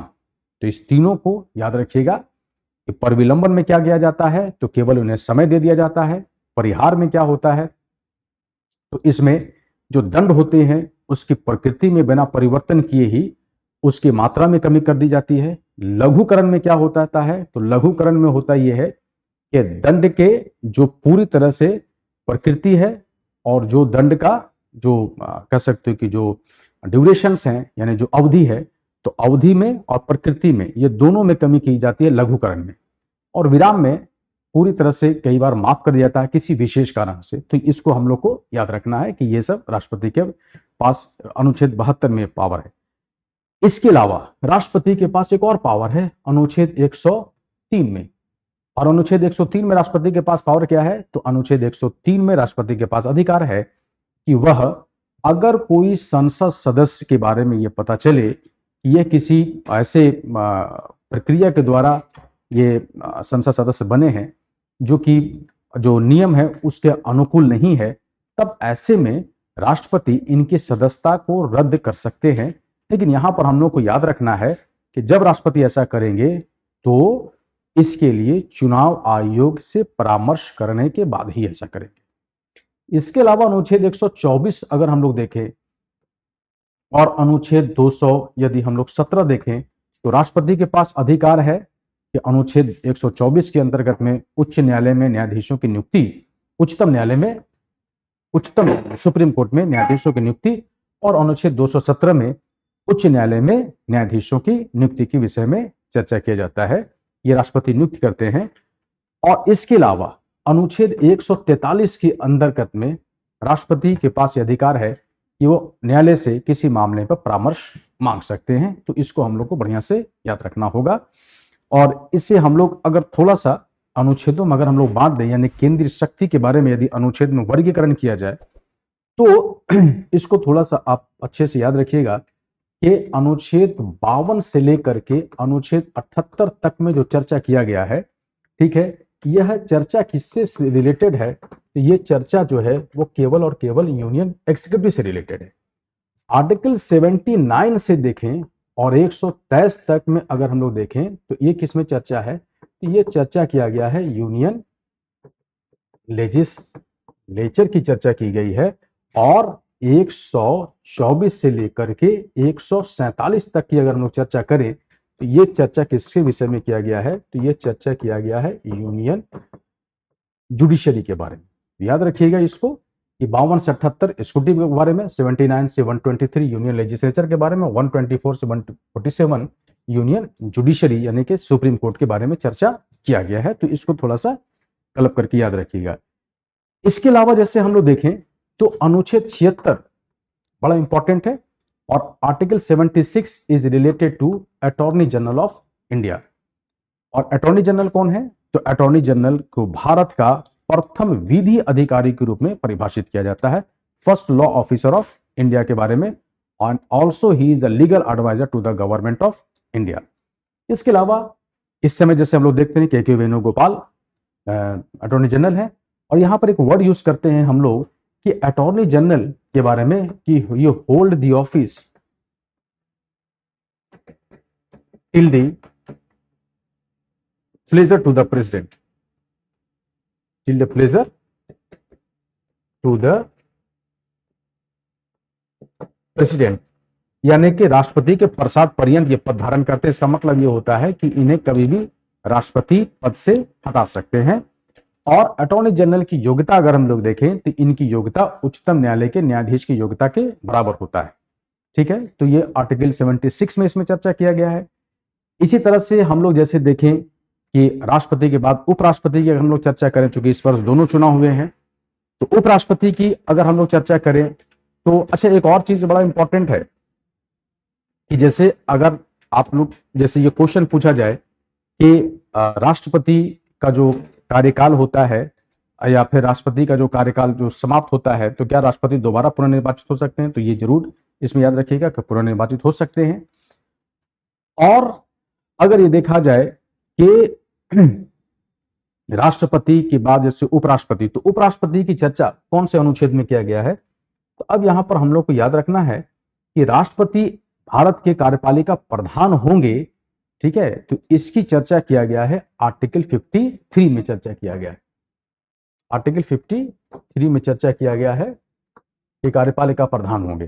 ठीक है, उपराष्ट्रपति की चर्चा भी यहां पर हम लोग देख लें एक बार थोड़ा सा शॉर्ट में कि उपराष्ट्रपति, तो उपराष्ट्रपति की चर्चा की गई है आर्टिकल 63 में।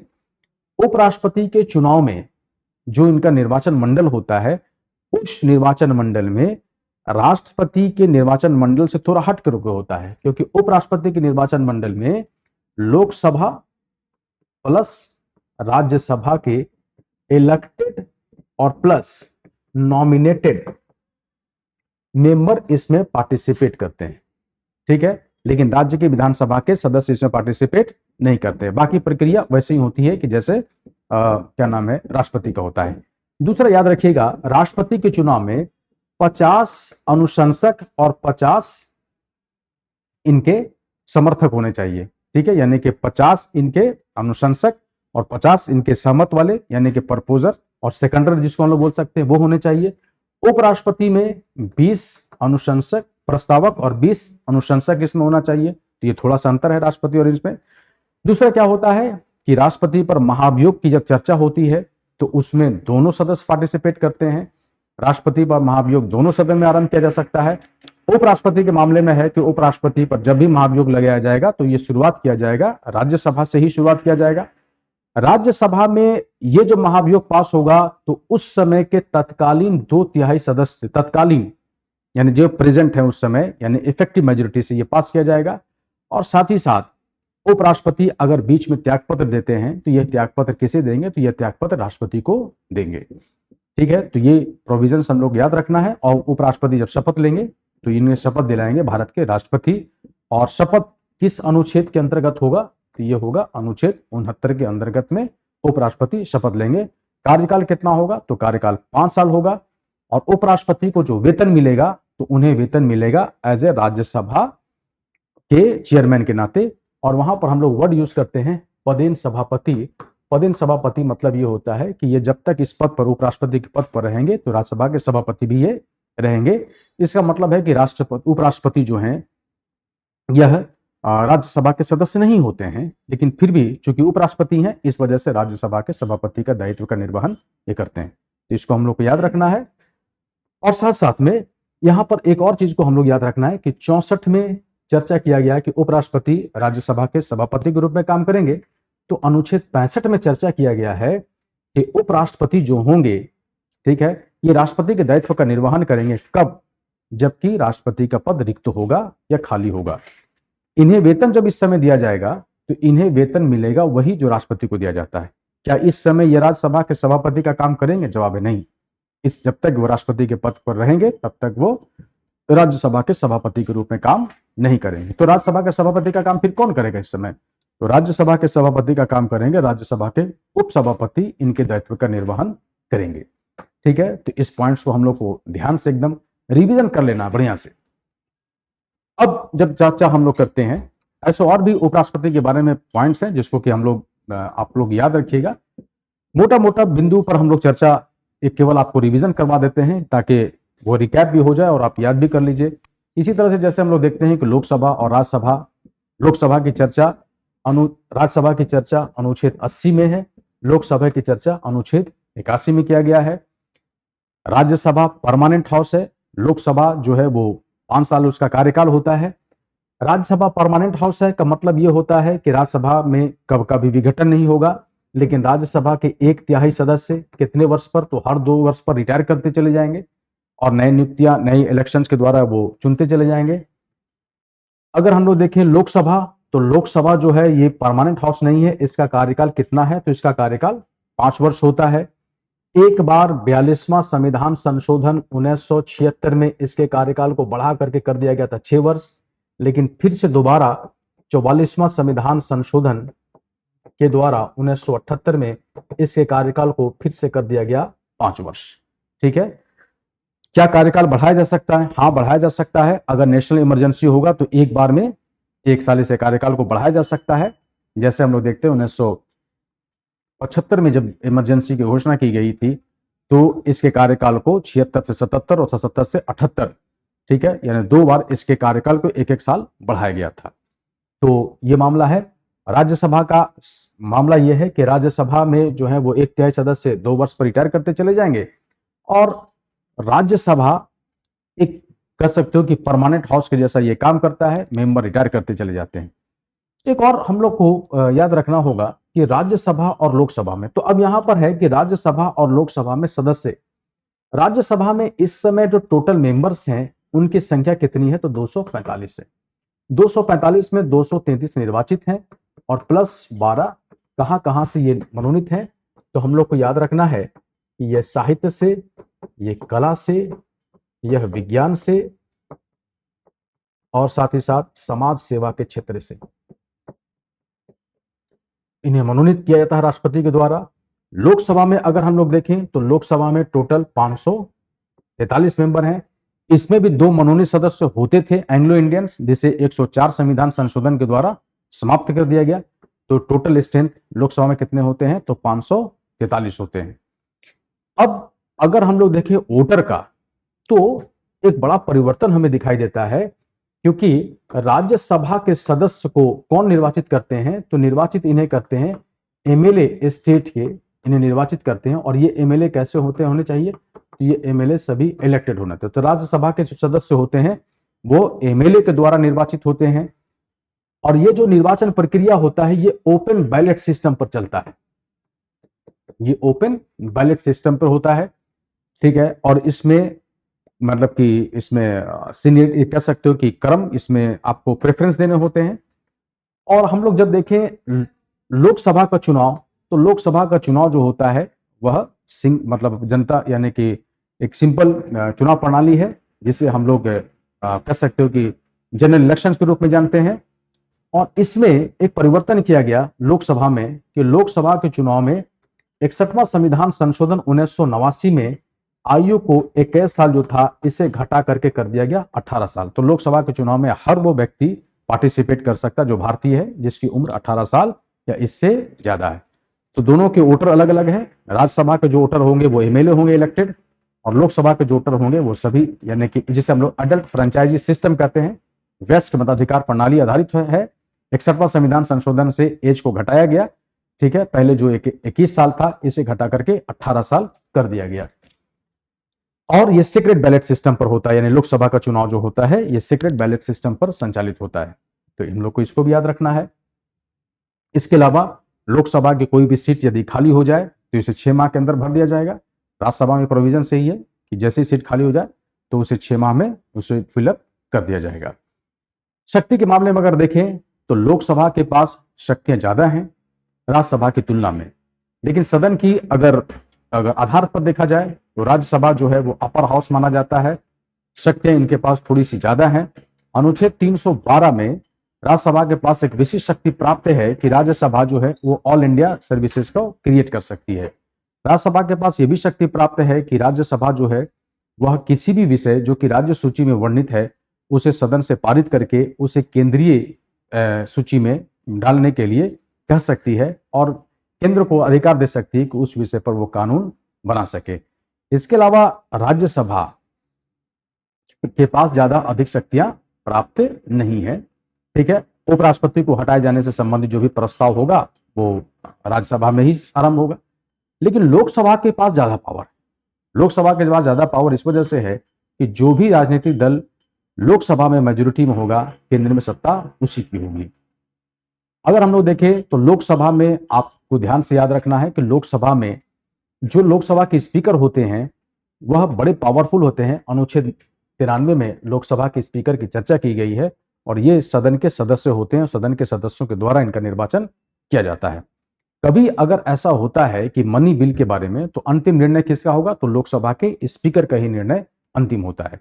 अगर कभी अनुच्छेद 108 के अंतर्गत राज्यसभा और लोकसभा के बीच में यदि कोई विवाद हो जाता है किसी बिल से संबंधित, तो ज्वाइंट सिटिंग जब कॉल कराएंगे 108 के अंतर्गत में राष्ट्रपति, तो ऐसे ज्वाइंट सेशन को एड्रेस कौन करेगा, तो प्रिसाइड कौन करेगा, तो ये करेंगे लोकसभा के स्पीकर।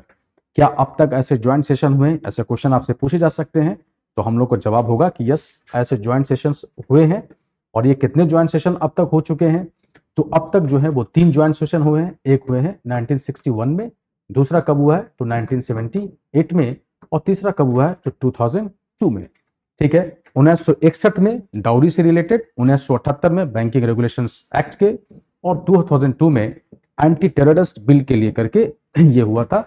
1961 में प्रधानमंत्री कौन थे, जवाहरलाल नेहरू। 1978 में प्रधानमंत्री कौन थे, मोरारजी देसाई। और 2002 में प्रधानमंत्री कौन थे, तो अटल बिहारी वाजपेयी। तो जब ऐसे मीटिंग कॉल कराया जाएगा तो इसे प्रिसाइड कौन करेगा, तो लोकसभा के स्पीकर ही इसे प्रिसाइड करेंगे। ये पॉइंट को हम लोग को थोड़ा सा याद रखना होगा। इसके अलावा लोकसभा में विधेयक मतलब कि धन विधेयक जब भी प्रस्तुत किया जाएगा तो लोकसभा में प्रस्तुत किया जाएगा, और लोकसभा उसे पारित करके राज्यसभा को भेजेगा। राज्यसभा मात्र 14 दिन ही ऐसे विधेयक को अपने पास रख सकता है, ठीक है।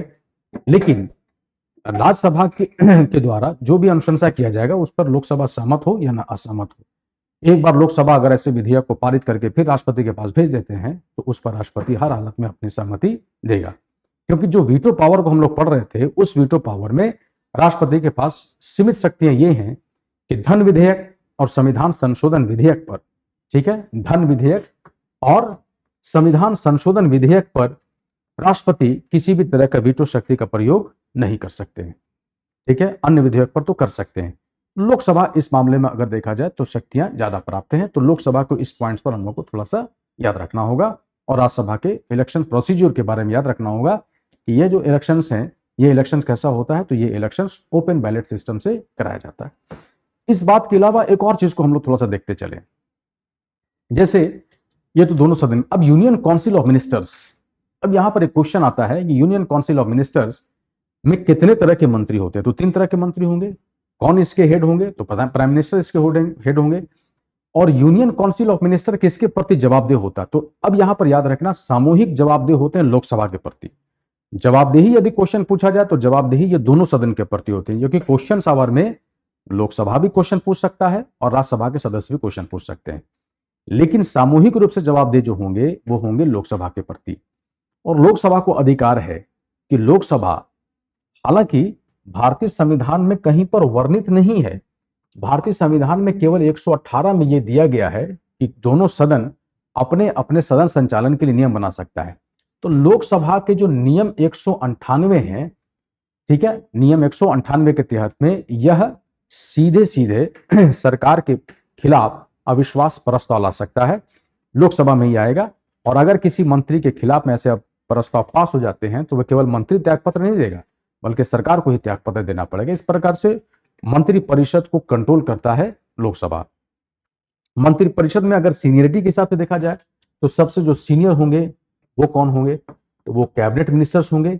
इसके बाद एक मिनिस्टर होते हैं स्टेट मिनिस्टर, और इन्हें इंडिपेंडेंट चार्ज दिया जाता तो इसके बाद ये हो जाएंगे और फिर हो जाएंगे स्टेट मिनिस्टर्स, और कभी कभी इन्हें हम लोग डिप्टी मिनिस्टर्स के नाम से भी जानते हैं। तो सबसे सीनियर कौन होते हैं, तो वो कैबिनेट मिनिस्टर ही होते हैं, जिन्हें मंत्रिमंडल के नाम से भी जाना जाता है।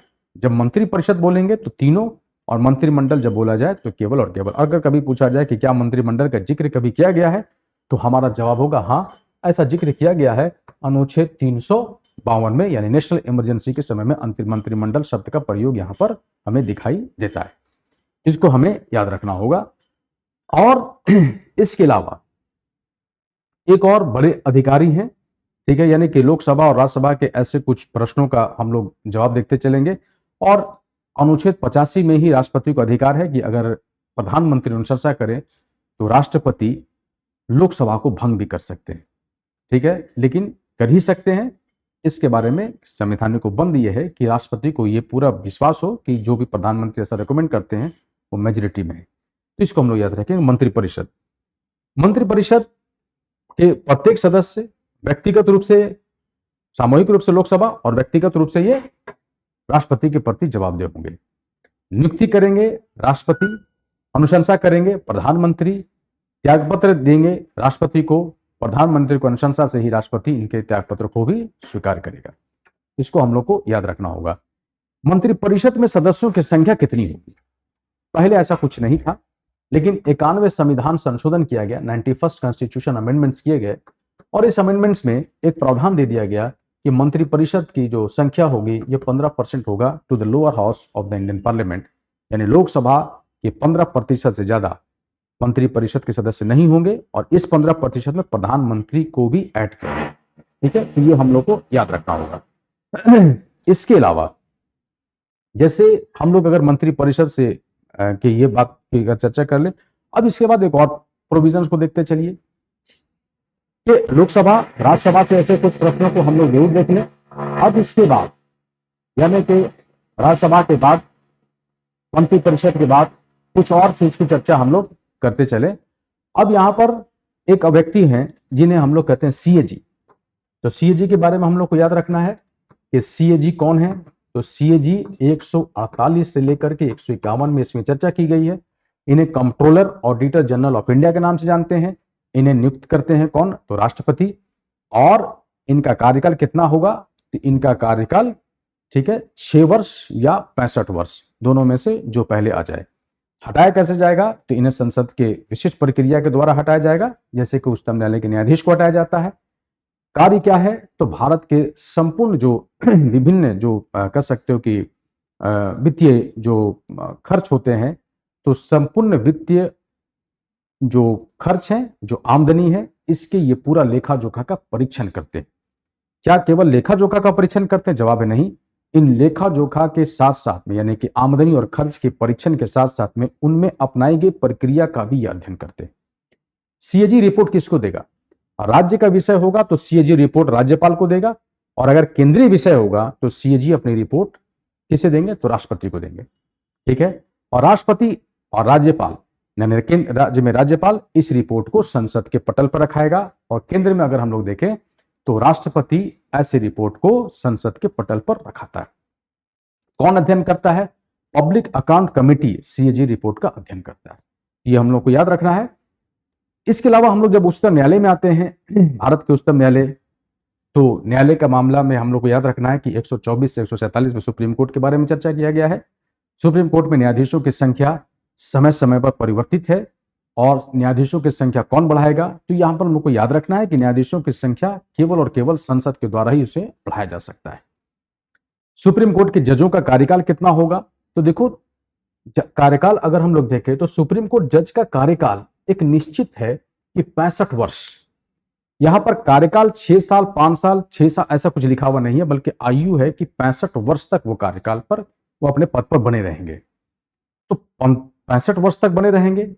कितने वक्त हो सकता है कि कोई व्यक्ति 60 साल पर नियुक्त हो जाए तो 5 साल रहेंगे, हो सकता है कि वो 50 साल पर बन गए हैं तो 15 वर्ष रहेंगे। तो कार्यकाल निश्चित नहीं है, एज निश्चित है 65 वर्ष। तो हम लोग को इसको याद रखना कि एज निश्चित है सुप्रीम कोर्ट के जजों का, और रिटायरमेंट के बाद किसी भी लाभ के पद पर वो नहीं कार्य कर सकते हैं, न ही वो वकालत कर सकते हैं। क्या उनके बारे में योग्यता होनी चाहिए? यानी कि उच्चतम न्यायालय के न्यायाधीश कौन बन सकता है? भारत का नागरिक हो, उच्च न्यायालय में कम से कम 10 वर्ष वो लॉयर के रूप में काम किया हो, ठीक है, या नहीं तो वह उच्च न्यायालय में कम से कम 5 वर्ष या इससे ज्यादा न्यायाधीश के रूप में काम किया हो, तो ये उच्चतम न्यायालय में न्यायाधीश बनाए जा सकते हैं। अवधि कितना होगा? ठीक है, तो यहां पर अवधि मैंने जैसा पहले बता दिया कि कुछ इसकी निश्चित नहीं है। इसके अलावा उच्चतम न्यायालय के पास जो है वो अधिकार क्षेत्र की अगर हम लोग चर्चा करें तो उच्चतम न्यायालय के पास 3 अधिकार क्षेत्र हैं। प्राथमिक अधिकार क्षेत्र हैं, इसमें वैसे अधिकार क्षेत्र हैं जिससे हम लोग कह सकते हैं कि अपीलीय अधिकार क्षेत्र हैं, और साथ साथ में सलाहकारी अधिकार क्षेत्र है। प्राथमिक अधिकार क्षेत्र में वैसे सभी मामले सुप्रीम कोर्ट में जाएंगे जो मौलिक अधिकार को उल्लंघन संबंधित होगा। राज्य और केंद्र के बीच में कोई विवाद है तो ऐसे मामले जाएंगे, और 2 राज्यों के बीच में विवाद है तो ऐसे जा सकते हैं। बाकी सभी मामले जो भी जाएंगे उच्चतम न्यायालय में, तो कैसे मामले जाएंगे? वो अपील में जाएंगे। ठीक है, ये अपील के मामले जब उच्चतम न्यायालय में जाते हैं तो उच्च न्यायालय के द्वारा सर्टिफिकेट दिया जाता है, और तब ऐसे अपील वहां पर दायर किए जाएंगे। सिविल मामले में, क्रिमिनल केसेस के मामले में, अगर सुप्रीम कोर्ट, अगर हाई कोर्ट निचले न्यायालय के किसी फैसले को उलटते हुए यदि किसी कैपिटल पनिशमेंट को देता है तो ऐसे केसेस सुप्रीम कोर्ट में अपील में जा सकते हैं। या नहीं तो कभी कभी स्पेशल लीव पिटीशन के अंतर्गत भी सुप्रीम कोर्ट ऐसे मामले को अपने आधार पे यानी कि जांच पड़ताल कर सकता है। तो हमको ये वाला चीज को, पॉइंट को याद रखना है कि सुप्रीम कोर्ट के 3 अधिकार क्षेत्र होते हैं, प्राथमिक अधिकार क्षेत्र, अपीलीय अधिकार क्षेत्र और सलाहकारी अधिकार क्षेत्र। जबकि उच्च न्यायालय में सलाहकारी अधिकार क्षेत्र नहीं होता है। उच्च न्यायालय में केवल 2 अधिकार क्षेत्र हैं, प्राथमिक अधिकार क्षेत्र और अपीलीय अधिकार क्षेत्र ही इसमें केवल होते हैं, यानी कि हाईकोर्ट में ये मामला रहता है। तो इसको हम लोग को थोड़ा सा बढ़िया से याद रखना है। और साथ ही साथ फिर अगर हम लोग देखें तो इससे यानी कि सुप्रीम कोर्ट और इससे हम लोग आए तो फिर हम लोग स्टेट की चर्चा करते हैं, और स्टेट की चर्चा जब से शुरुआत हो जाती है तो ये शुरुआत हो जाती है आर्टिकल 152 के बाद से। Don't forget to like, share and subscribe to our channel and press the bell icon to never miss an update.